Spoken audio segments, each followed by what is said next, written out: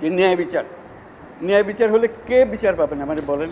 আপনারা বলেন যে আমরা মানুষ, আমি বাংলাদেশের মানুষ, আমার সাংবিধানিক অধিকারেই আমাকে দিতে হবে।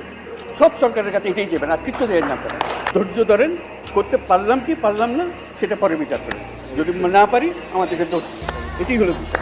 এই আশাটা গতকাল থেকে চেষ্টা করতেছি, সুবিধা করতে পারতেছি না। গতকাল এখানে আসারও কথা ছিল, গতকাল আপনাদের সাথে বসারও কথা ছিল, সময় হচ্ছে না বলে এটা আজকে চলে এসছে।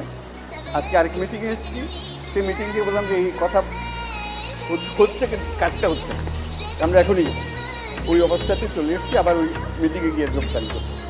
কারণ এই পরিস্থিতিতে আসার কারণটা হলো একটা বড় রকমের একটা বিভেদের আওয়াজ শুনছি, যেটা বিমানবন্দরে নেমে যেটা বললাম যে এমন বাংলাদেশ আমরা করতে চাচ্ছি যেটা আমরা এক পরিবার, এটি হলো